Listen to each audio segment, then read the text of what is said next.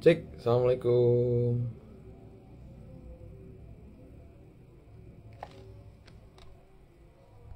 Cek suara teman-teman semua, sudah terdengar suara saya?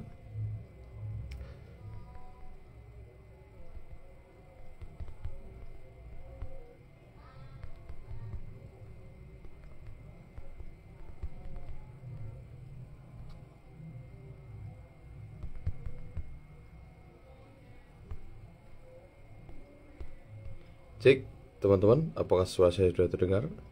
Sudah ini ya. Kak Fauzan, waalaikumsalam warahmatullahi wabarakatuh. Terima kasih Kak Fauzan.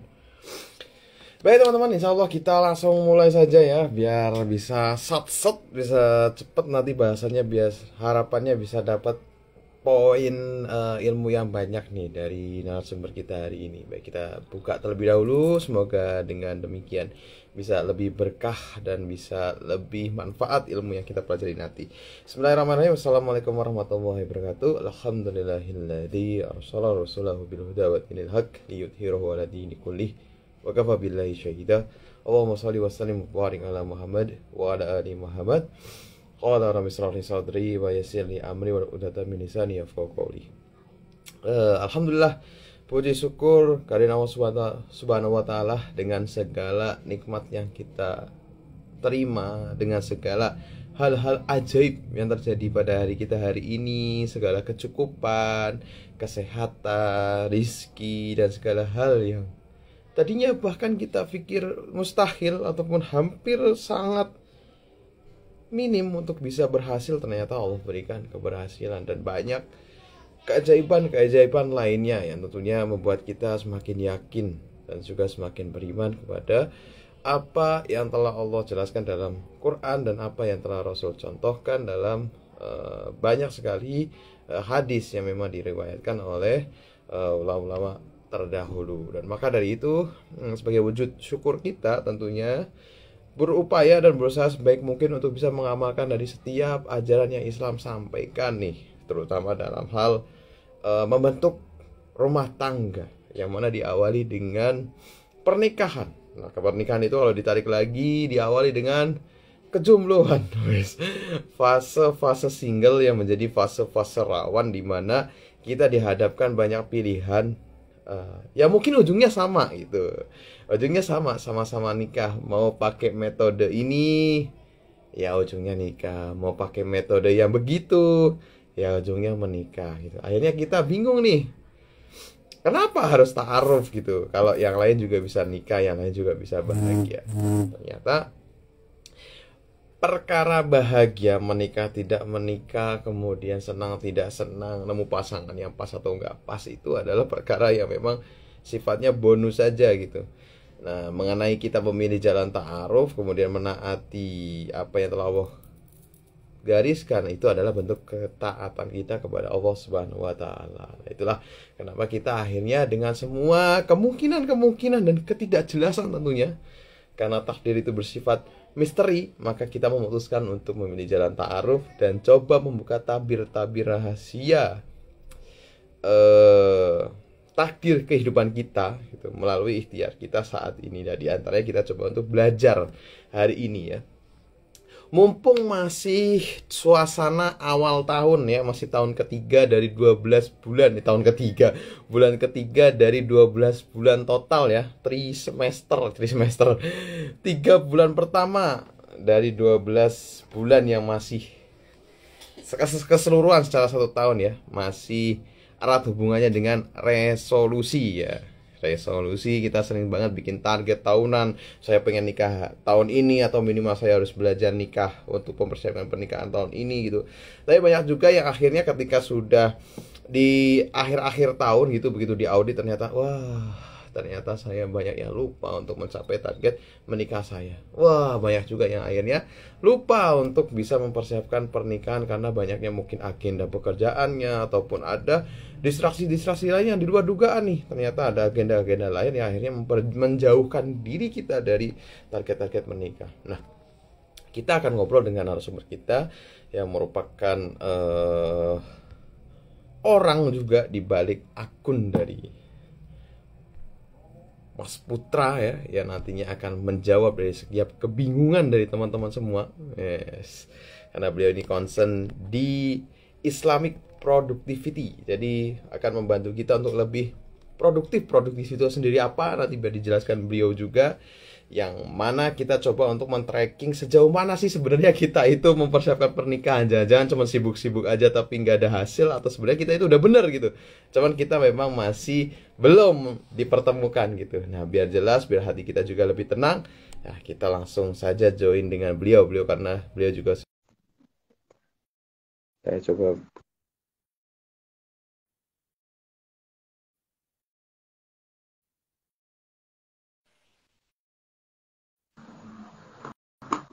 Assalamualaikum Ustaz. Waalaikumsalam warahmatullah. Alhamdulillah, Mas Putra, selamat datang di live Tar Favorit Indonesia. Ini kok saya agak nyelimpet dari tadi ngomongnya. Malam ini nih agak kegok apa gimana dengan suasana baru, mungkin agak down kemarin, fisiknya mas agak sakit kemarin, agak kurang baik. Tapi Oh, gue seneng subhanallah. senang ketemu Mas Putra sih malam hari ini, karena memang Alhamdulillah. ini jadi bahasan yang cukup penting ya, ngomongin tentang resolusi nih Mas Putra nih, tentang resolusi. Namun sebelum itu kita beri kesempatan dulu untuk Mas Putra bisa kenalan dulu nih, biar teman-teman bisa tahu apa sih yang Mas Putra kerjain, terutama di balik akun Instagramnya. Siapa tahu nih bisa jadi solusi dan juga bisa pemecahan masalah untuk teman-teman yang ada di sini, bisa follow nanti lihat konten-kontennya. Apa sih yang antum kerjakan Mas? Silakan perkenalan diri mungkin. Alhamdulillah, alhamdulillah rabbil alamin, wassalatu wassalamu ala asyrofil anbiya'i wal mursalin wa ala alihi washabihi ajma'in, amma ba'd. Allahumma shalli ala sayyidina Muhammad wa ala sayyidina Muhammad. Halo teman-teman, manggilnya apa? Teman-teman jomblo atau sahabat jomblo? Enggak ya? Sahabat menjemput halal, Masya Allah. Perkenalkan, namaku Muhammad Agus Saputra, bisa dipanggil Putra aja, bisa Mas, Bang, Kak, terserah. Dan Alhamdulillah sekarang sebagai content creator juga di akun Muhammad AGS Saputra, sharing terkait Islamic Productivity, juga create wadah untuk belajar Islamic Productivity dari A sampai Z di tempat yang namanya NAFS, nafs.isd. Nah, itu sebuah platform buat belajar Islamic Productivity. Jadi, buat teman-teman Muslim yang pengen jadi produktif dan ngerasa kosong, ngerasa hampa dengan produktivitas hariannya, kok kayak ada yang kurang, itu mungkin sudah saatnya, sudah waktunya untuk belajar Islamic Productivity. Juga, Alhamdulillah, sekarang Allah percayakan juga dapat amanah untuk jadi brand manager di salah satu perusahaan furniture di Yogyakarta. Itu insya Allah. Mungkin itu dulu aja, Pak. Masya Allah, segudang aktivitas ya. Tentunya memang kalau nggak di manage bener-bener, pastinya akan keteter ya. Makanya tadi menjadi penting untuk belajar produktivitas, karena akan membantu kita untuk menyelesaikan banyak aktivitas yang memang kita perlu kerjakan dengan seefisien dan efektif mungkin. Lalu kita akan lebih mengkerucutkannya ke soal resolusi. Nah, ini karena untuk mencapai resolusi juga butuh produktivitas nih. Hmm. Nah, ngomong-ngomong soal resolusi, itu sebenarnya apa sih Mas Putra gitu? Apakah setiap orang itu harus bikin resolusi setiap kurun waktu tertentu, contohnya 1 tahunan gitu, dan apakah itu cukup membantu gitu dalam kehidupan kita, dan bagaimana Islam melihatnya? Langsung banyak ya, beruntung pertanyaannya. So, jadi kalau ditanya resolusi itu apa, ya kita balikin ke dasar KBBI aja ya. Kalau di KBBI itu resolusi itu artinya putusan atau kebulatan. Jadi kebulatan terkait kita bertekad gitu. Itu resolusi. Tapi sayangnya banyak orang ketika creating resolusi, ya resolusi yang dibuat itu sekedar, oh aku pengen jadi lebih baik, aku pengen lebih rajin, aku pengen lebih sehat. Em, itu gimana ngomongnya, benar tapi kurang bisa diandalkan. Jadi nggak definit, kalau di ilmu produktivitas tuh kita nyebutnya nggak smart. Smart itu spesifik, measurable, attainable, relevan, sama time bound. Jadi dia nggak smart. Maksudnya nggak smart gimana? Aku mau lebih rajin. Rajin dalam hal apa? Aku mau lebih sehat. Lebih sehat Maksudnya kenapa? Bab apa yang harus lebih sehat? Makanan kah? Fisik kah? Gitu kan? Jam tidur atau yang mana nih? Aku mau menikah gitu. Oke, mau nikah. Bulannya bulan berapa? Pendapatannya udah berapa? Apa aja yang udah disiapin? Ilmunya udah sampai mana? Kesiapannya udah sampai mana? Itu nggak dibedah. Jadi kalau nggak dibedah, akhirnya resolusi itu ya nggak bakal terwujudkan sampai akhir tahun. Makanya kita kenal yang namanya ironi ketika resolusi 2023 itu adalah resolusi yang tertunda di 2022, yang sudah dituliskan sejak 2021 dan sudah terpikirkan sejak 2020 serta ditulis sejak 2019. Tapi sampai 2023 itu belum kejadian juga gitu. Jadi ya nggak bisa resolusi itu hanya sekedar tulisan terus habis itu ditinggalkan gitu aja. Nah ini berkaitan juga ketika Rasulullah SAW itu ditanya sama seseorang gitu kan, ya Rasulullah aku mau parkirin untaku nih. Nah diparkirin untanya, ini untanya tak ikat dan tawakal atau aku tawakal aja sama Allah. Ada juga salah satu riwayat yang menceritakan bahwa orang ini lagi ibadah, pas dia keluar untanya udah hilang, terus dia marah-marah nih, mana untaku? Untaku mana? Loh, kenapa? Kenapa? Iya tadi untaku aku parkirin di sini. Terus ditanya sama Rasulullah, tadi udah kamu ikat belum untanya? Loh, ngapain diikat ya Rasul? Kan kita cukup tawakal aja. Rasulullah sampai ikat dan bertawakal. Jadi ada dua, ikat dan bertawakal. Nah sayangnya banyak muslim itu ketika bikin resolusi, ikatnya nggak ikut, tawakalnya doang. Gitu. Jadi ya Allah, aku mau tahun depan jadi lebih pintar. Udah, gitu aja. Ya Allah lebih pintar, ya Allah lebih pintar. Ini kalau ada Umar bin Khattab udah disuruh keluar, ya kamu keluar belajar, bukan doa terus. Doa baik, tapi nggak doa terus juga, belajar gitu. Cari ilmu, keluar, cari guru gitu. Ya Allah pengen jadi pebisnis, oh, pebisnis, ini marahin juga. Ya belajar, cari modalnya ilmu, modalnya biaya dan lainnya. Jadi maksudnya ikat itu adalah ikhtiar. Ikat ini bisa dikonversi ke kehidupan kita. Kalau mau pinter, ikatlah. Maksudnya apa? Belajar, cari guru, beli buku, baca. Ya Allah, pengen wisuda. Tawakal. Tapi ikatlah. Maksudnya ikat apa? Kerjain skripsinya, bimbingan sama dosen, terus juga revisi yang harus direvisi, dicetak, ambil jadwal sidang. Nggak bisa tiba-tiba ya Allah pengen wisuda. Doa tiba-tiba, oke, kamu wisuda ya, nggak perlu sidang. Nggak bisa. Ada namanya sunatullah yang nggak bisa dilewatkan. Gitu sih, insya Allah. Baik, tadi berarti kita harus ada dua lini ya, bukan hanya tawakal saja, melainkan tadi ada usaha ikhtiarnya, dan ikhtiarnya tadi harus smart ya. Ya, Ya, ini menjadi menarik ya. Mungkin kalau bahasan tentang smart ini banyak mungkin teman-teman yang sudah tahu, apalagi ini sempat tren banget ya untuk tracking goals ini dengan metode smart ini gitu. Cuman kadang nih kita itu udah tahu metode ini smart gitu, tapi kenapa dalam bekerja kita mungkin menerapkannya ya, dalam profesional bekerja gitu. Tapi kenapa sih Mas kalau dalam kehidupan pribadi, padahal menikah itu penting gitu kadang, hmm. kita kok nggak seserius itu? Itu kira-kira kenapa tuh? Kalau kita melihat itu, apakah sebenarnya karena itu indikasi dari bahwa menikah itu nggak prioritas sebenarnya buat kita gitu? Oke, jadi kalau ditanya kenapa kadang dalam profesi dunia kerjaan itu kita praktekkan, tapi dalam kehidupan pribadi enggak, masalahnya cuma satu. Masalahnya adalah ternyata eh, cara kita menghormati dan menghargai diri kita tidak setinggi atau tidak sebagus ketika kita mendapatkan amanah pekerjaan atau amanah-amanah lain gitu. Jadi ketika kita berkomitmen dengan surat perjanjian, kita berkomitmen dengan orang yang mungkin atasan kita, berkomitmen dengan orang yang kita segani, guru kita. Tapi ketika kita berkomitmen dengan diri kita sendiri, kita ngerasa, kayaknya nggak usah deh, kayaknya nggak harus terlalu serius deh, kayaknya biasa-biasa aja deh. Nah ini adalah tentang cara pandang kita terhadap diri kita sendiri. Makanya di beberapa habits-nya orang-orang besar itu, mereka punya namanya positive self-talk. Ketika mereka ngomong sama diri sendiri gitu. Dulu aku ngerasa ini tuh kayak hal yang sia-sia. Jadi kayak, apaan sih kayak orang gila gitu kan di depan cermin terus ngomong, Putra, kamu bisa. Putra, kamu keren. Putra, kayak apaan sih narsis? Nggak jelas, kayak orang gila gitu kan.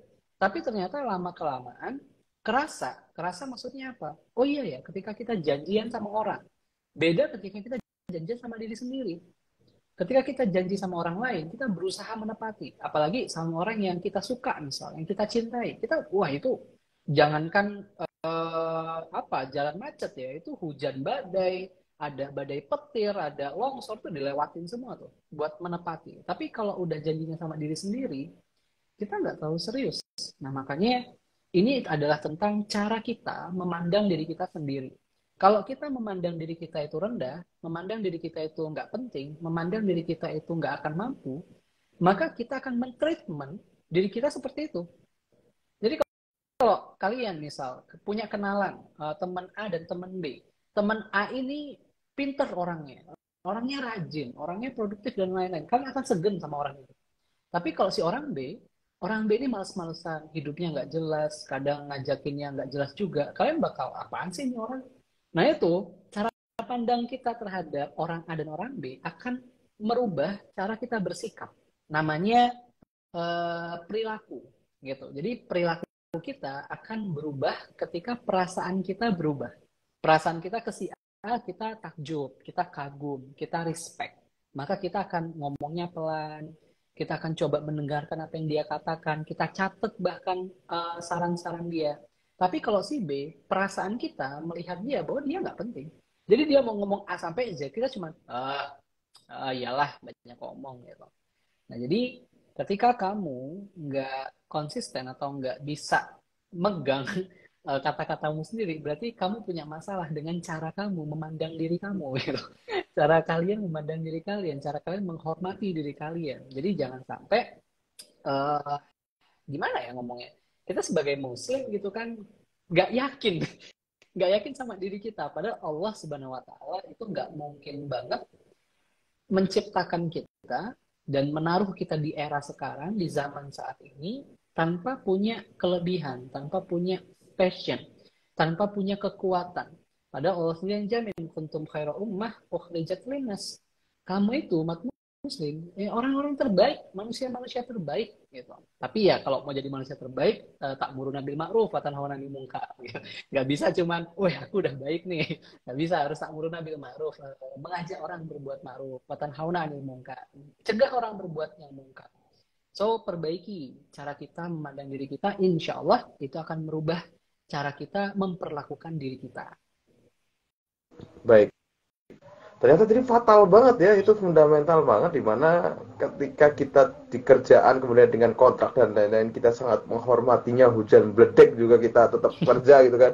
Kemudian ketika komitmen dengan diri sendiri, misal tahun depan saya akan nikah gitu, aras-arasan ya gitu, males-malesan, lupa, justru kita sampai melihat diri kita itu akan rendah. Itu kalau saya dengar itu ngeri juga ya, karena nanti kalau lanjut proses ta'aruf pun pasti akan down mentalnya kalau begitu. Betul. Ya, akan ada alasan untuk nggak dilanjutin lah, nggak ini ya. Jadi hati-hati teman-teman ya, saya menilai diri saya sendiri juga, teman-teman juga koreksi diri masing-masing, kita saling koreksi diri kita sendiri-sendiri biar tahu poinnya di mana nih. Jangan itu yang jadi penghalang kita dalam dipertemukan jodoh kita sampai saat ini gitu. Nah kemudian ngomong-ngomong tentang kalau menikah nih ya, menikah itu kan katanya memang jodoh itu kan takdir gitu. Lalu kalau takdir kan harusnya ya udah ketemu kan, kalau memang ada jodohnya udah ditakdirin ya harusnya ketemu gitu. Namun kenapa sih kita juga harus membuat resolusi untuk menikah, padahal kalaupun udah takdirnya tahun ini ya datang sendiri gitu, kenapa harus dibikin resolusi segala gitu? Kenapa tuh kalau gitu? Sebenarnya ini balik lagi ke tadi ya, ketika ada seseorang yang memarkirkan untanya, itu sebenarnya kalau bukan rezeki dia, itu diikat nggak diikat ya hilang, gitu loh. Kalaupun rezeki dia, diikat nggak diikat, tetap ada. Konsepnya kan gitu. Oh, ini konsep rezeki nih. Kalau dia udah rezekinya dia, rezeki unta itu rezekinya dia, maka nggak diikat pun itu tetap ada. Tapi kalau bukan rezeki dia, diikat pun itu pasti hilang. Nah, tapi yang menarik adalah Rasulullah sampaikan, ikatlah dan bertawakal. Maksudnya apa? Ada tawakal gitu. Ada kata-kata tawakal. Jadi ikatlah. Ngomongin tentang pernikahan. Menikah itu ikatlah. Maksudnya apa? Bikin planningnya. Ya Allah, aku mau nikah tahun 2023 bulan 8 tanggal 27. Tuh, clear ya? Kalau misal ngomongin smart goal, jelas tuh 2023 bulan 8 tanggal 27. Tanggal 27 udah. Berarti minimal banget aku harus udah ketemu sama calonnya itu 3 bulan sebelum dengan proses ta'aruf, kitbah dan lain-lain, nazar dan lain-lain 3 bulan sebelum. Berarti bulan 5 tanggal 27 harus sudah ada. Nah, sekarang ngomongin gimana caranya tanggal 27 bulan 5 itu harus sudah punya, harus sudah ada nama. Maka cari mulai caranya. Oh, lewat jalan A, lewat jalan B, lewat jalan C, di list. Mana yang probabilitasnya bisa dieksekusi sekarang. Nah, kalau setelah itu ada pikiran-pikiran kayak ini nggak dilakuin juga. Nanti kalau tanggal segitu jodohku ada, Allah gariskan ada. Ini tanpa usaha pun aku pasti dapat. Ya kalau berpikir seperti itu benar, nggak ada yang salah kok. Karena rezeki itu udah Allah yang ngatur. Tapi kalau nggak diusahakan, kira-kira dapat nggak ya? Nah ini meragukan, gitu. Meragukan tapi nggak tahu. Nah masalahnya gini, banyak orang berdalih dengan, Mas, kalau udah jodoh pasti ada kok, Mas. Nah ini kalau biasanya tak balikin. Oke, kamu tahu ada dari mana? Baca Lauhul Mahfuz kok. Punya akses baca kitab itu kok. Kamu punya akses buat lihat isinya kok. Bisa-bisanya dengan santai ngomong, kalau jodoh pasti datang kok, Mas.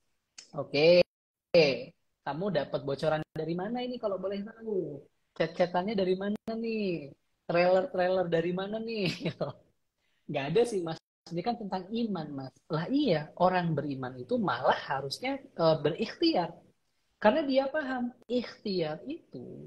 Jadi gini, yang diajarkan guruku adalah kerja nggak kerja, rezeki itu ada.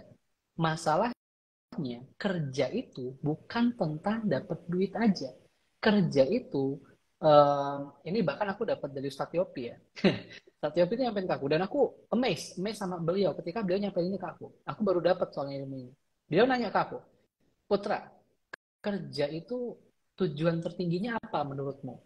Aku jawabanku masih, ya kehalalan rezeki gitu.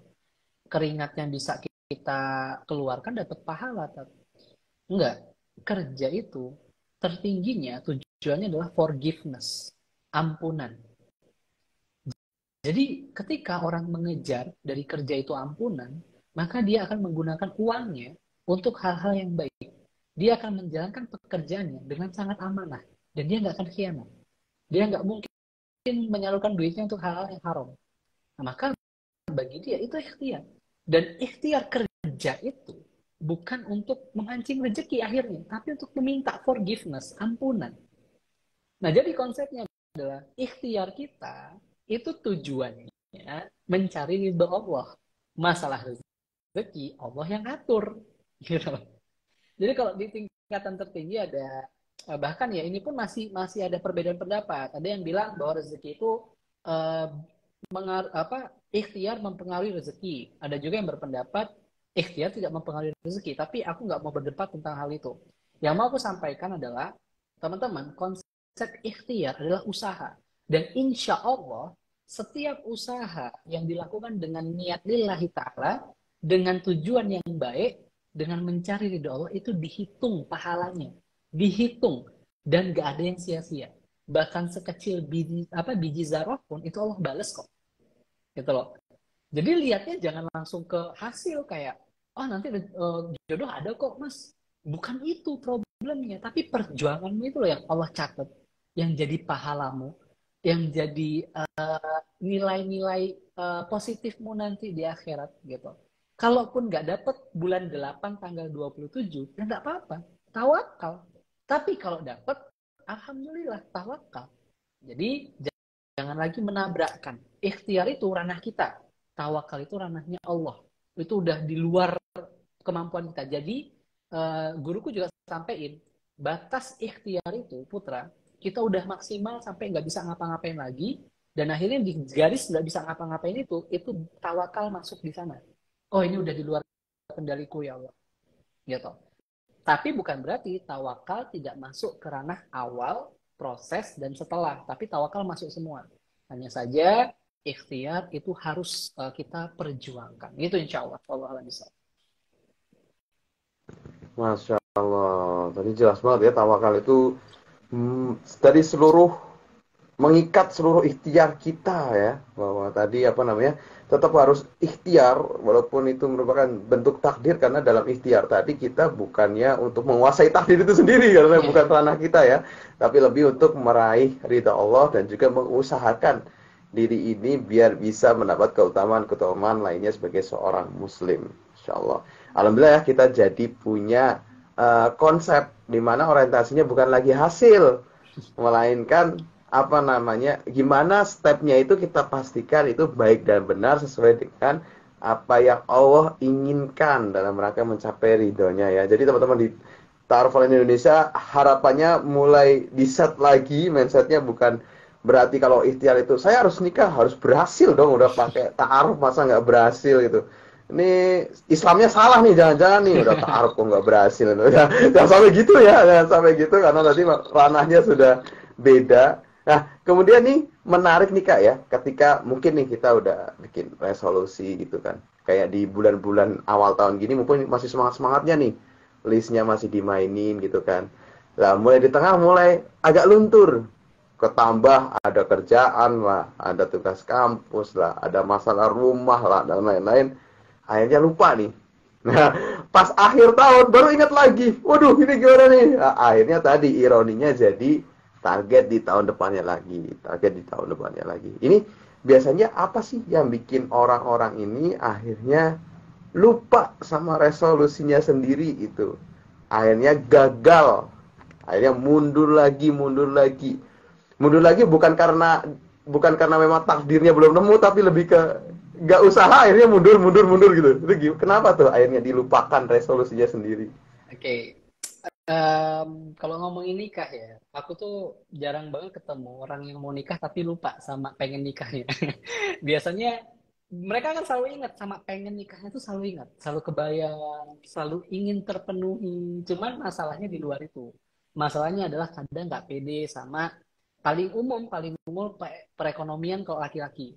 Kalau laki-laki itu udah ngomong perekonomian. Ah, kerjaanku belum nyukup, aku belum punya rumah, aku belum mapan, aku belum ini. Kalau perempuan itu biasanya di ilmu, ngerasa belum pantas, ngerasa belum bisa, ngerasa masih butuh banyak belajar gitu kan. Beda memang gitu. Beda kadang, karena laki-laki kan tanggung jawabnya lebih besar. Ini kalau dapet nih gimana nih, ngasih makannya pakai apa nih, nggak bisa pakai doa doang gitu. Harus usaha gitu. Dan Masya Allah, jadi kalau ngomongin pengen nikah itu jarang yang lupa. Tapi kalau udah masuk ke bab, misal resolusi pada umumnya, nah ini yang menarik adalah ketika kita tidak merencanakan, maka sama saja kita merencanakan kegagalan. Yang paling umum sebenarnya eh, perencanaan yang tidak efektif, perencanaan yang tidak efisien. Jadi lupa itu karena tidak direncanakan, tidak dijadwalkan, tidak dikhususkan. Karena kalau dikhususkan, dijadwalkan, contoh, jadwal sekolah, kita nggak bisa lupa. Hari Senin harus masuk, hari Selasa jam sekian sampai sekian. Jadwal kuliah pun sama. Kalaupun lupa satu kali dua kali, tapi setelah itu kita nyesel kadang. Wah, absennya berkurang, IPK-nya jadi berpengaruh, nggak bisa ikut ujian ini. Ada banyak konsekuensi di belakangnya. Juga kalau misal kerja, oh kerjanya lupa, nggak masuk berkali-kali, itu bukan lupa, melupakan namanya. Gitu kan. Akhirnya kita paham konsekuensinya, gajinya dipotong, dapat SP. Nah, kadang kita menganggap enteng resolusi kita atau planning kita, dan akhirnya kita lupa karena tadi pertama, cara pandang kita terhadap diri kita yang bermasalah. Lalu yang kedua, kita nggak paham apa yang bisa kita dapat dari target kita ini. Kadang nggak paham gitu. Dan yang ketiga, nggak ada konsekuensi yang bikin kita takut. Jadi ya udah enteng aja. Contoh kayak apa, nggak nyuci baju selama seminggu, konsekuensinya apa sih? Paling bau doang gitu kan. Ya beli lagi aja, mandi selesai. Tapi kalau konsekuensinya diganti, nggak nyuci baju seminggu, dijauhin teman-teman sekampus, orang yang kita suka nganggap kita jorok dan ilfeel, nggak mau deket-deket kita lagi. Terus dosen bikin kita jadi blacklist namanya, nggak bisa masuk kelas dia lagi. Wah itu nggak mungkin nggak nyuci, tiap hari mungkin bakal nyuci. Dia takut konsekuensinya terlalu besar. Dampak yang bisa dia dapatkan dari tidak mengerjakan itu terlalu berbahaya. Dan manusia itu punya gorizah namanya gorizah al-baqa. Al-baqa itu naluri mempertahankan diri, naluri melanjutkan kehidupan. Jadi eksistensi dirinya kalau terancam, dia bakal bergerak, dia bakal terpicu, tertrigger gitu.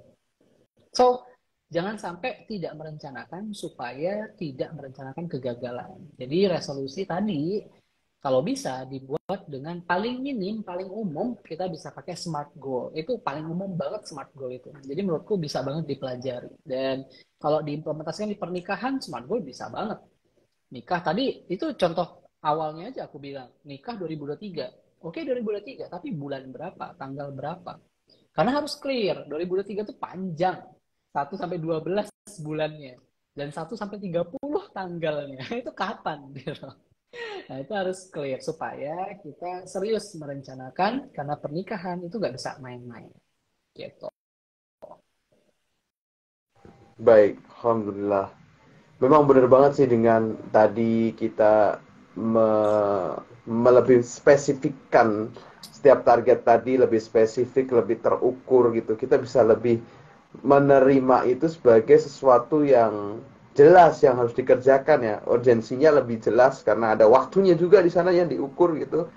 Dan alhamdulillah kalau dari kisah saya sendiri pun seperti itu ternyata. Insya Allah. Ternyata apa namanya dari sesuatu yang dibuat spesifik tadi ternyata jadi doa gitu dan terkabul itu saya aja tercengang gitu. Ustaz.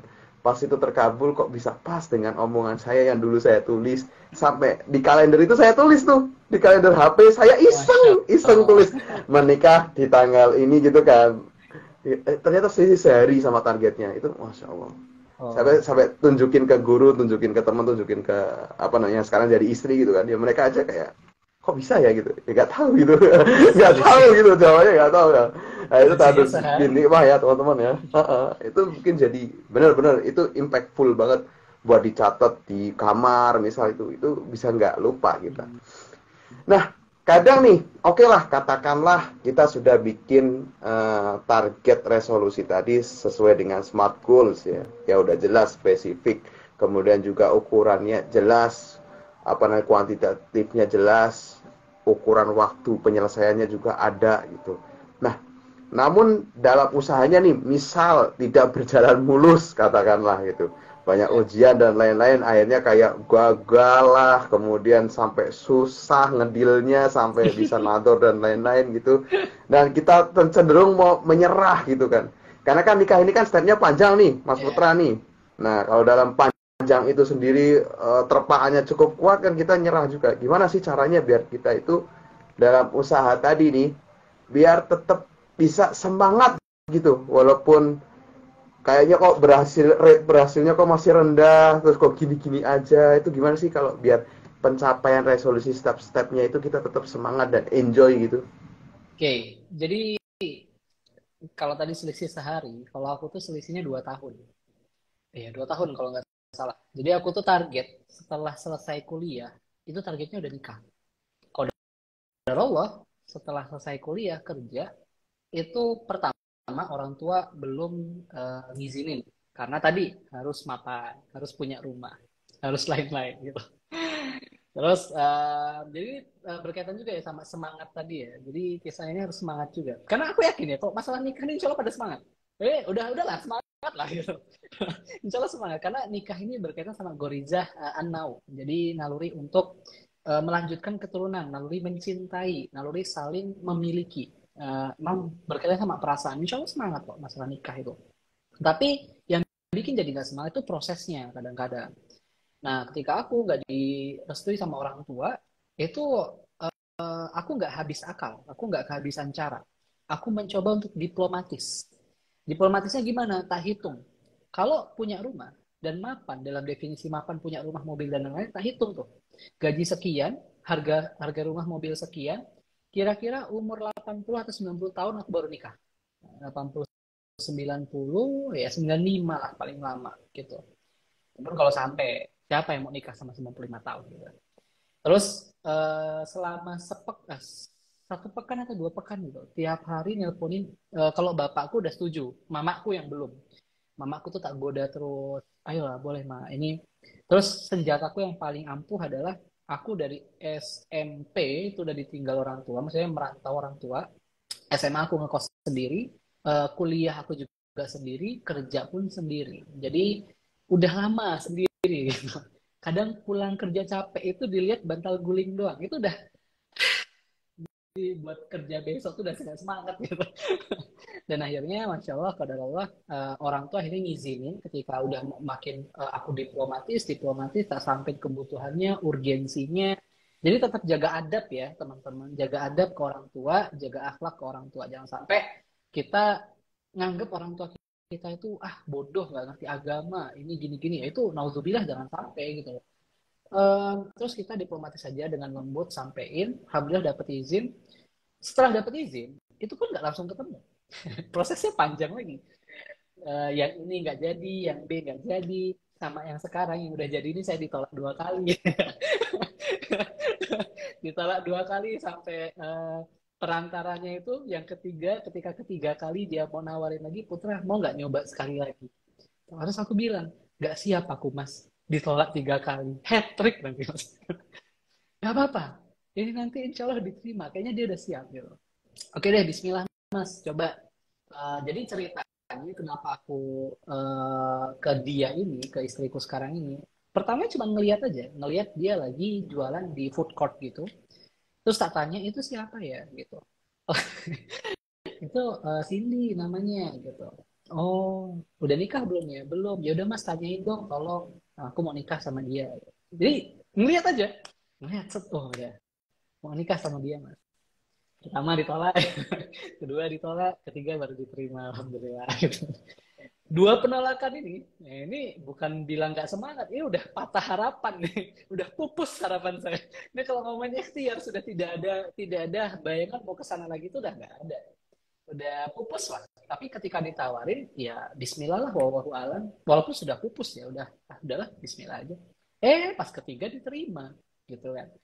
Nah diterima pun nggak langsung lancar, tapi dari orang tuanya istri, aku butuh nikahnya cepat. Butuh nikahnya cepat karena aku punya target, aku punya tujuan. Ini kalau nikahnya agak lama, aku nggak bisa, aku harus cepat gitu. Dan orang tuanya istri waktu itu pengen nikahnya, jadi itu akhir tahun 2019. Aku pengen nikah, jadi aku Oktober November, ya Oktober ke rumahnya dia. Pengen nikahnya Desember atau November gitu lah. Terus si orang tua istri pengennya setelah Lebaran tahun depan. Jauh banget, lama banget. Itu dalam hati udah, wah aku nggak bisa nih kalau lama-lama. Mending tak cari yang lain, karena aku punya target. Gitu, aku harus cepat. Nah terus nggak sampai keomong itu, belum sampai keluar dari hati, tiba-tiba si mertua ini nanya, tahun depan itu Lebarannya bulan berapa ya? Oh bulan ini Pak, bulan 5 atau bulan 6, lupa aku, bulan 5 atau bulan 6 gitu. Oh lama ya? Iya Pak, harusnya nikah itu cepet, gini. Oh ya udah nanti tak ngobrol sama orang tuamu aja. Siap Pak. Sebelum bapakku nelpon bapaknya dia, tak calling dulu bapakku dan tak booking. Pak, nggak bisa lebih dari bulan 1. Maksimal bulan 1 harus sudah. Kalau lebih dari bulan 1, putar cari yang lain. Jadi kalau punya target spesifik, kita enak. Rundingannya juga enak. Semangatnya jadi kebakar lagi. Oh, udah ketemu. Step 1 selesai. Udah ada orangnya. Step 2, rundingan sama bapaknya. Gitu kan, nyari tanggal. Akhirnya rundingan. Bapakku nelpon ke aku lagi. Putra, alhamdulillah. Dapet bulan 1. Akhir bulan. Sip, bungkus. Selesai. Masalah ketiga muncul. Tidak ada dana. Tapi bismillah. Namanya tawakal gitu kan. Ikhtiarnya sudah, ya Allah sudah ikhtiar, udah cari, udah udah bikin tanggal, sudah booking orang tuanya gitu kan, sudah semua. Masalah dana, ya Allah tawakal aku, rezekinya adalah nanti coba. Dan alhamdulillah jadi selesai nikahnya. Nah jadi maksudku semangat itu gini, ada yang namanya daily success. Daily success itu kesuksesan yang bisa kita rasakan tiap hari. Menikah itu kita harus paham, nikah itu nggak ketemu akad, nggak gitu. Ada step by stepnya. Dan step by step itu harus punya target spesifik. Ketika kita tahu step by stepnya, kita punya targetnya. Jadi ketika selesai step pertama, kita senang. Semangatnya terbakar lagi. Wah, alhamdulillah target pertama selesai. Naik target kedua, ada ujian lagi. Kita lewatin lagi. Dan selesai, senang. Alhamdulillah, naik target ketiga. Jadi tiap target itu ketika selesai ada yang namanya achievement. Ada sense of apa? Aku lupa namanya. Rasa bangga, rasa senang karena mencapai target, menyelesaikan suatu pekerjaan. Kayak teman-teman dapat nilai 100 lah dalam satu mata kuliah atau menyelesaikan ujian. Itu kan ada perasaan senang, ada dopamin yang muncul. Nah, dopamin ini menyuntikkan kebahagiaan walaupun sementara nggak masalah. Yang penting kita ada semangat yang terbakar, gitu. Jadi step by step kita lewati, proses by proses kita jalankan, dan insya Allah tiap prosesnya itu ketika kita punya target, merasakan kesenangan ketika kita menyelesaikannya. Dan itu yang ngejaga energi kita. Karena kita harus paham, manusia itu sifatnya fluktuatif, naik turun. Kadang semangat banget, ya kadang down banget. Jadi jangan lagi beranggapan bahwa yang namanya konsisten atau yang namanya istiqomah itu datar. Enggak. Datar itu mati. Tahu kan jantung manusia yang ada di sinetron-sinetron itu alat pembaca denyut jantung. Itu kan kalau naik turun masih hidup berarti kan. Tapi kalau udah tit, nah itu kemungkinannya dua. Kalau di jantung itu memang meninggal, tapi kalau dalam hidup kemungkinannya dua. Kalau nggak meninggal orang gila. Orang gila itu nggak punya masalah, dataran jadi hidupnya. Nah, kalau kita, berarti yang kita perlukan bukan mendatarkan. Yang kita perlukan adalah ketika dia naik, jangan sampai terlalu over, supaya energinya nggak terbakar habis. Kalau dia turun, siapkan sistem untuk menaikkannya lagi. Gitu caranya. Jadi ada sistem dan ada pembatas. Kalau di zaman Rasulullah enak, ada sahabat atau ada orang soleh yang tiba-tiba butuh charge, butuh recharge gitu kan. Mereka ngelihat wajahnya Rasul aja udah luar biasa, udah semangat lagi. Jangankan ngobrol ya, cuma ngelihat aja. Wah, wajahnya Rasul udah semangat lagi, Masya Allah. Nah, kalau kita kan nggak bisa, belum bisa ya, belum bisa sekarang. Nah, caranya gimana? Jaga hubungan kita sama Allah, perbaiki niat kita, tingkatkan ibadah kita, jaga kedekatan kita sama Allah. Karena ketika kita dekat sama Allah, maka Allah yang akan sibukkan kita dengan hal-hal yang baik. Bahayanya kalau kita nggak tersibukkan dengan hal yang baik, maka kita akan tersibukkan dengan hal yang nggak baik. Dan itu yang bikin energi kita terkuras habis. Karena tidak ada positifnya lagi di sana. Alhamdulillah, jangan sampai. Gitu insya Allah. Masya Allah. Jadi tadi dari jalan yang panjang itu kita coba bikin checkpoint ya. Kalau di game itu kan ada checkpointnya ya. Iya, betul. Stake 1, checkpoint di sini kalau gagal nanti hidup lagi di situ gitu kan. Berarti kita bikin checkpointnya tuh. Mungkin dari teman-teman, saya harus bikin CV yang bagus dalam 7 hari. Nah, bikinlah itu berarti berhasil senang. Saya harus ngajuin sebulan ini paling enggak diterima nggak terima pokoknya saya ngajuin 5 CV. Nah, gitu nanti dilakuin. Ternyata itu tadi akan nambah semangat kita ya. Daripada kita mikirin panjang, aduh nanti nikah, lamaran, biayanya sekian, terus pakai bajunya yang ini, terus nanti nikahan, gedungnya sekian. Nah, itu kita mikir doang udah capek tuh. Jadi energinya habis belum ngelakuin apa-apa, bener tadi. Ah, kita coba masuk ke sesi menjawab pertanyaan gitu ya Kak Ya, Putra ya.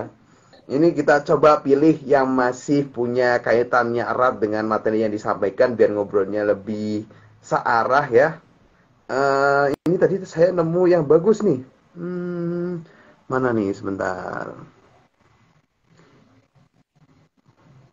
Hmm. Nah ini Kak Putra.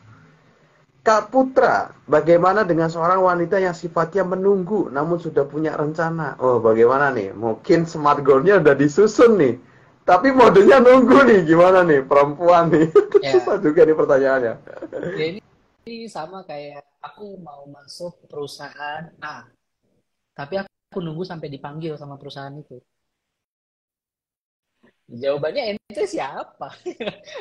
Kamu siapa? Perusahaan itu harus lihat kamu. Nah, berarti, kalaupun, jadi nggak masalah. Kalaupun mau dipanggil sama perusahaan itu tanpa mendaftar, Tetap ada caranya nggak? Ada. Caranya adalah bikin kualitas diri kita dicari sama perusahaan itu. Ya toh. Nah kalau ngomong ini Kak, aku sifatnya nunggu Kak. Tapi aku udah punya target buat nikah. Ini agak berkebalikan, agak agak kontradiktif ya. Punya target tapi nggak dikejar. Nah ini udah masalah gitu loh. Udah masalah. Punya target tapi nggak dikejar. Nah ini agak lucu. Harusnya kalau punya target dalam smart goal itu ada yang M itu smart, specific, measurable. Measurable itu artinya terukur. Ada KPI. Jadi pertanyaannya adalah gimana cara kamu mencapai goals kamu. Nah, smart goals-nya. Yang pertama goals-nya apa? Ingin nikah. Dibikin spesifik. Ingin nikah bulan 8 tanggal 27 tadi. Misal ya, tahun 2023. Maka ada yang measurable. Measurable ini step by step-nya apa? KPI-nya apa? Parameternya apa? Sampai kamu dikatakan berhasil mencapai goals kamu. Nah, KPI-nya disiapin step by step-nya. Pertama, membuat CV. Kedua, cari platform ta'aruf.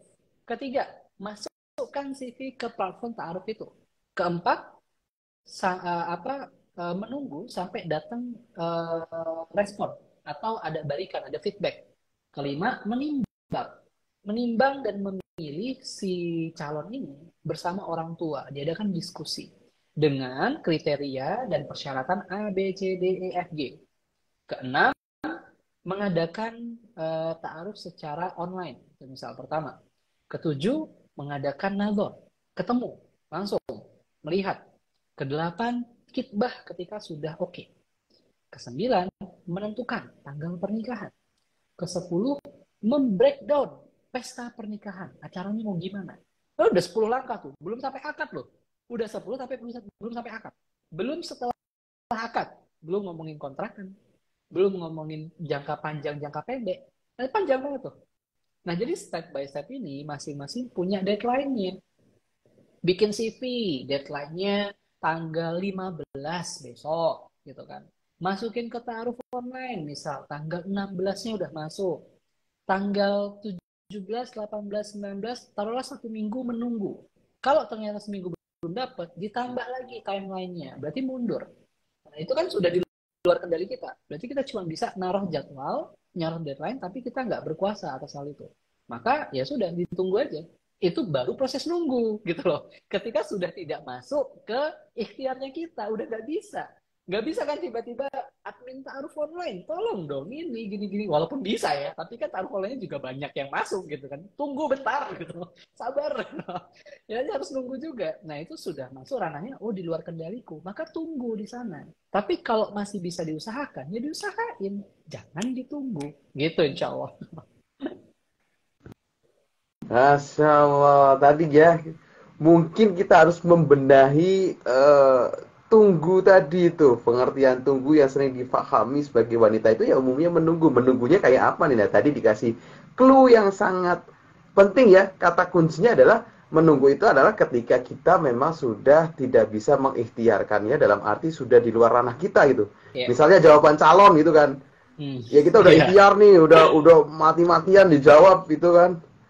Pada akhirnya kita hanya bisa berserah gitu. Apa ya dia akan iya apa enggak ya. Nah itu nunggu gitu ya. Ah, Nah itu alhamdulillah ya kita dapat kata kunci dari Mas Putra nih khususnya untuk para akhwat yang memang lebih umumnya menunggu gitu.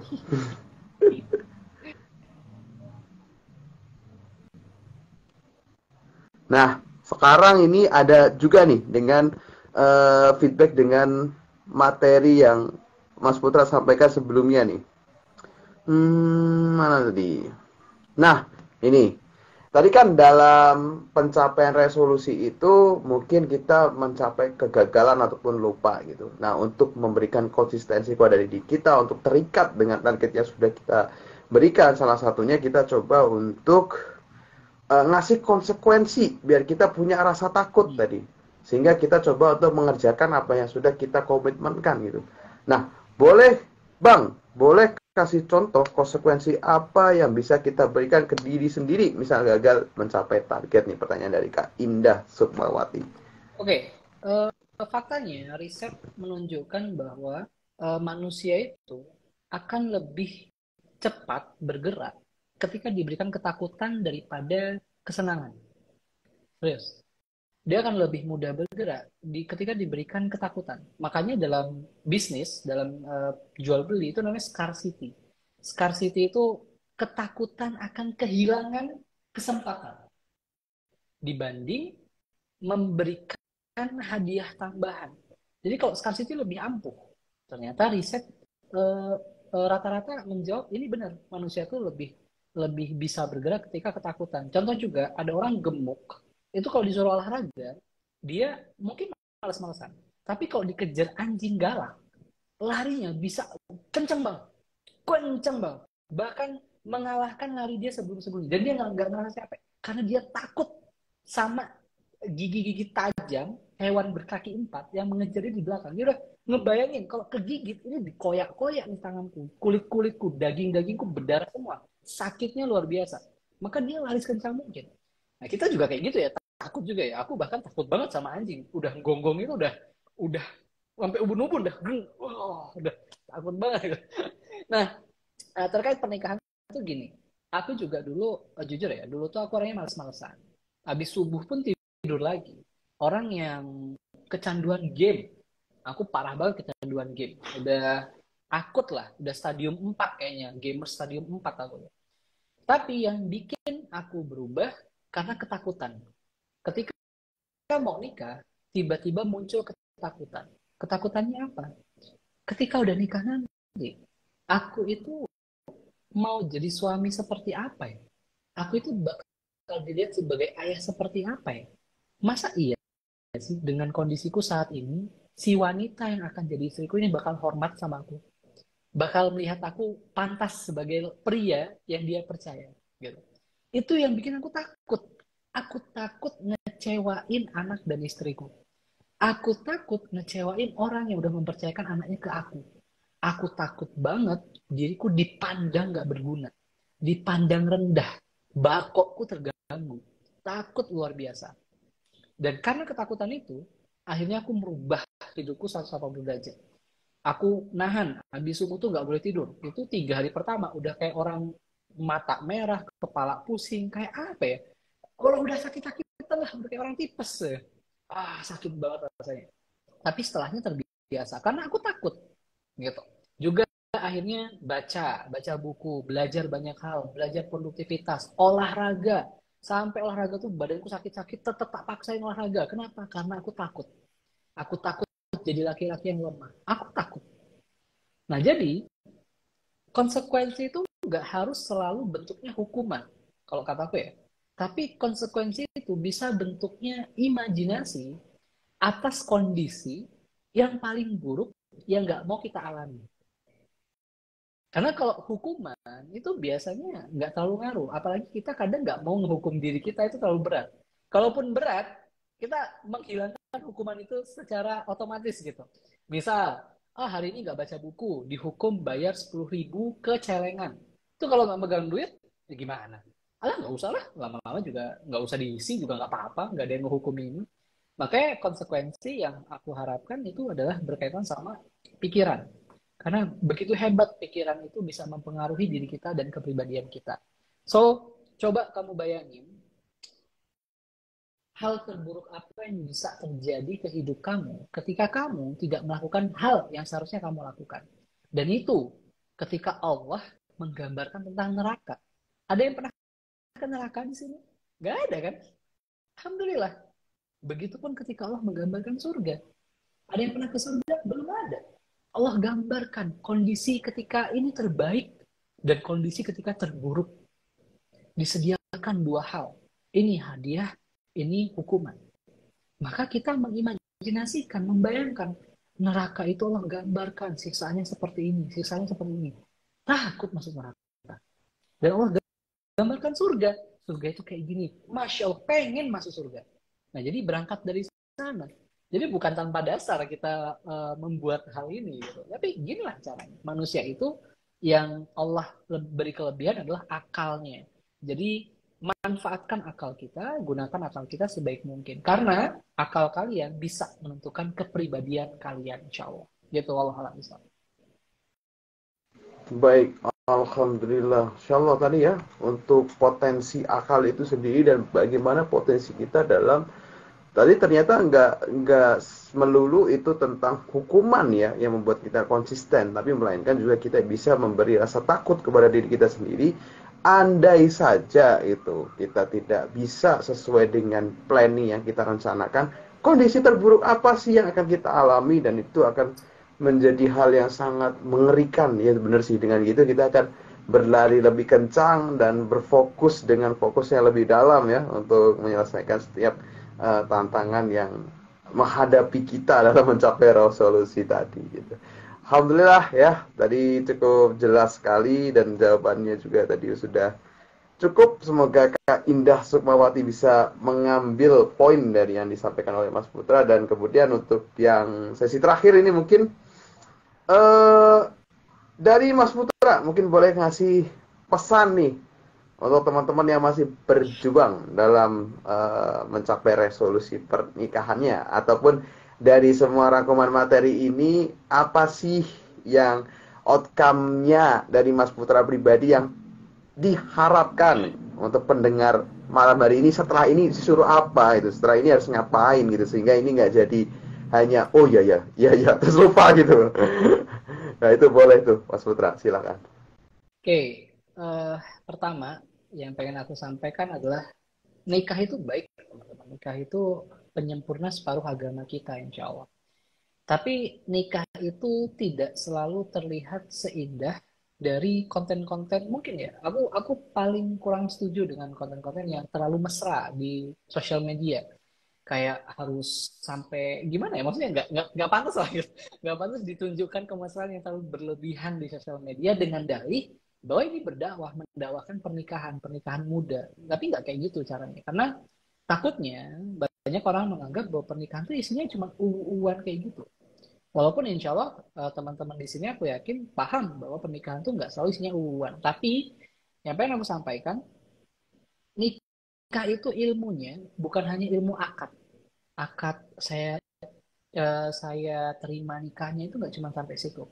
Pun nggak cuma ilmunya hanya ilmu terkait mimpin sholat, terkait ilmu ngajarin ngaji. Nggak cuma itu. Nikah itu kompleks. Sebagaimana hidup manusia itu kompleks.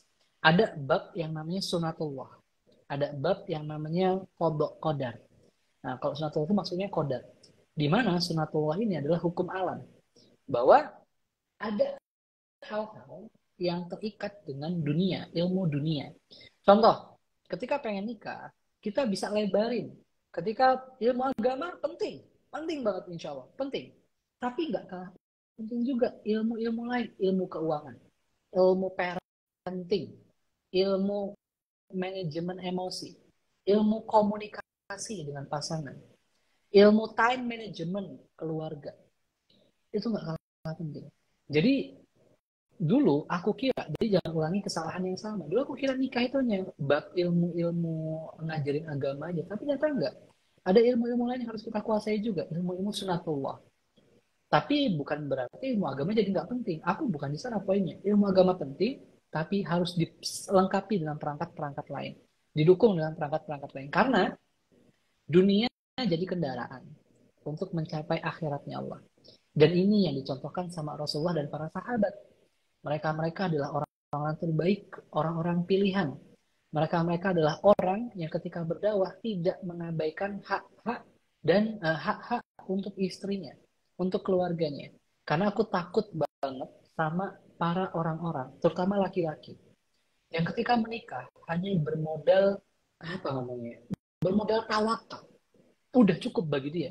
Nanti anaknya dikasih apa? Ini nanti dikasih program apa? Bismillah. Sampai akhirnya anak istrinya ditelantarkan dengan dalih nanti ini aku titipkan sama Allah. Bukan ini yang dicontohkan sama para sahabat dan Rasulullah. Gitu.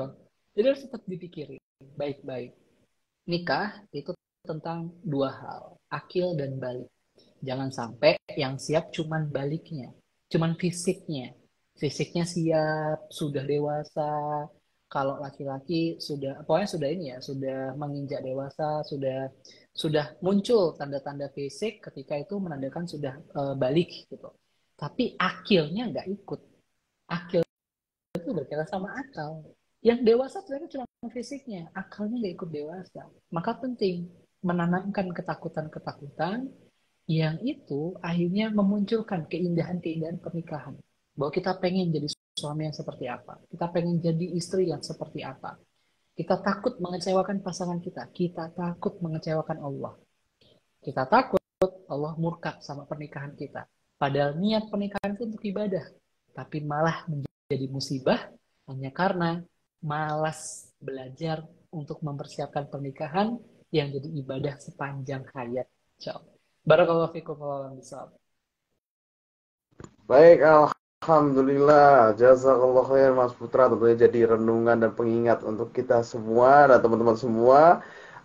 Kita mengucap alhamdulillah atas kesempatan yang Allah berikan dan juga jazakallah khair untuk Mas Putra yang telah menyisakan waktunya untuk bertemu dan juga meng-share ilmu yang beliau punyai untuk kita semua dan teman-teman yang tentunya ingin mendalami lebih lanjut dunia produktivitas itu seperti apa, karena tentunya hal yang berkaitan dengan smart goal saja tidak cukup nih, karena itu baru gambaran besar saja gitu. Tentunya masih ada bagian-bagian part kecil lainnya dalam rangka untuk meningkatkan produktivitas kita, apalagi juga dari sudut pandang Islam. Nah, saya sangat merekomendasikan untuk bisa follow Instagramnya Mas Putra di @muhammadags_saputra. Nah, teman-teman semua bisa dapat konten yang bagus di sana. Kalaupun mohon maaf, misalnya ada pertanyaan yang belum kejawab ataupun teman-teman ingin tanya secara pribadi, boleh juga ya Tat ya.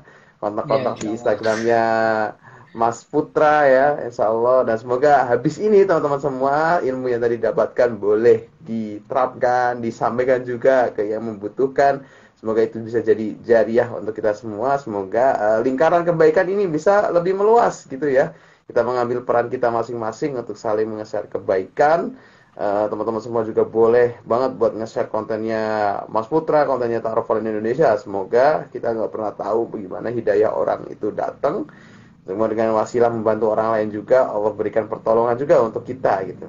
Nah, insya Allah mungkin itu yang dapat kami sampaikan di malam hari ini. Insya Allah akan bertemu di live Instagram berikutnya di pekan depan. Dan juga untuk Mas Putra jangan kapok main di Ta'aruf Indonesia. Nanti kita mungkin akan jadwalkan lagi kapan waktunya bisa ngobrol tentang seputar produktivitas lagi dengan konten tema yang lebih menarik, insya Allah untuk membantu teman-teman semua ini lebih produktif dalam hari-harinya dengan sudut pandang Islam sendiri. Kalau enggak, karena jadi bisa gila ya kalau misalnya enggak ada Islamnya gitu. Kita akan terus gila dengan ikhtiar kita tanpa tahu ternyata ada garis takdir di sana. Itu bahaya ya. Jadi memang harus tetap bawa Islamnya. Alhamdulillah saya pribadi dan Ta'aruf Indonesia sangat mengapresiasi untuk dedikasi Mas Putra. Semoga Mas Putra diberikan selalu keberkahan dengan ilmu yang Mas Putra sampaikan dan juga istiqomahan dalam kebaikan. Itu mungkin yang dapat kami sampaikan. Kurang lebihnya mohon maaf. Kita tutup dengan doa kafaratul majlis agar lebih berkah apa yang kita usahakan sekarang. Subhanakallahumma wa bihamdika asyhadu an la ilaha illa anta astaghfiruka wa atubu ilaik. Kurang lebihnya mohon maaf, saya Zaki pamit undur diri dan Mas Putra yang malam hari ini memberikan materi yang luar biasa. Insya Allah kita bertemu di lain kesempatan. Wabillahi taufiq wal hidayah. Assalamualaikum warahmatullahi wabarakatuh. Waalaikumsalam warahmatullahi wabarakatuh. Jazakallah khair, Ustaz. Jazakallah khair. Salam Ustaz Yopi. Ya, siap. Gak mungkin nolak aku amanahnya beliau soalnya. Saya sampaikan, Ustaz. Terima kasih teman-teman semua.